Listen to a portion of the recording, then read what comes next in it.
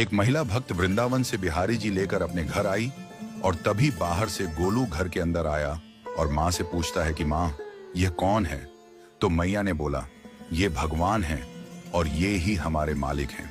अब तो घर में जब भी कोई नई चीज बनती तो सबसे पहले बिहारी जी को भोग लगता। पहले यह सब चीजें गोलू को सबसे पहले मिलती थीं। इससे गोलू बहुत चिढ़ने लगा और मन ही मन ठाकुर जी को कोसने लगा। एक दिन गोलू की माँ काम पर जाते समय बोली, गोलू, यमुना जी से मटके में जल भरकर लाना। जब गोलू पानी भरने के लिए जाने लगा तो जाते जाते बिहारी जी को कहने लगा, खाने के लिए तो सबसे पहले तैयार रहते हो, लेकिन काम तो मुझे ही करना पड़ता है। अगर यहाँ रहना है तो काम करो। कहकर गोलू यमुना जी से जल भरने के लिए चल पड़ा।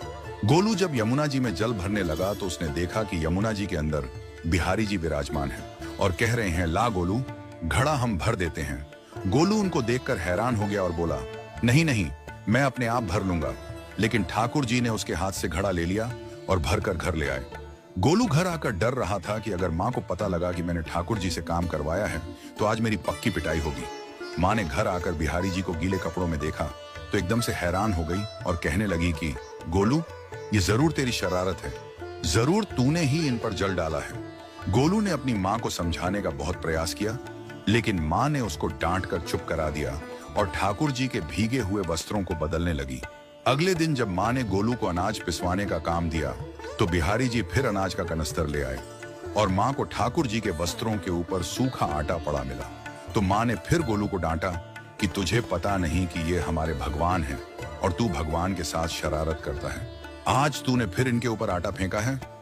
तो गोलू शपथ लेकर कहने लगा, नहीं माँ, मैंने कोई शरारत नहीं करी है।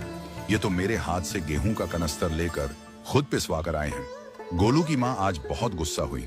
अगले दिन फिर माँ बोली, बेटा गोलू, आज तुम्हारे बाबा बाहर गांव से वापस लौट आएंगे। बस आज का ही काम है, तुम जंगल से थोड़ी लकड़ियां ले आना। गोलू फिर डर गया, कहीं ठाकुर जी फिर मेरे पीछे ना आ जाएं। गोलू ने माँ को बोला कि मैं चला तो जाऊंगा, लेकिन बिहारी जी को समझा लो, वो मेरे पीछे ना आए। उसकी माँ हंसकर बोली, हाँ हाँ समझा दूंगी, तुम जाओ तो सही। गोलू जल्दी जल्दी लकड़ियां लेने जंगल में चला गया और माँ काम पर चली गई। लेकिन उस दिन माँ काम से जल्दी वापस आ गई और देखा बिहारी जी अपनी चौकी पर विराजमान नहीं है।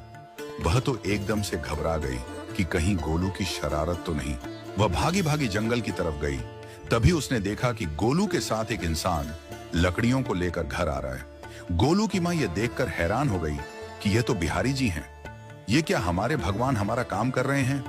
इसका अर्थ गोलू ठीक कह रहा था। वह जल्दी जल्दी भागकर ठाकुर जी के पास गई और लकड़ियां उनके हाथ से लेते हुए उनके चरणों में गिरकर रोती हुई बोली, हे बिहारी जी, ये आप क्या कर रहे हो? मुंह गरीब का काम क्यों कर रहे हो? ठाकुर जी मुस्कुराते हुए बोले, हमें तो तेरे बेटे पर बहुत प्यार आता है। सब लोग हमें भगवान समझते हैं, लेकिन एक तेरा बेटा ही था जो हमको अपना मानता था। अपना मानकर वो हमें डांट भी देता था, हमारे साथ गुस्सा भी करता था, और जो हमें एक बार अपना मान लेता है तो हम उसके मान के लिए उसके ही हो जाते हैं।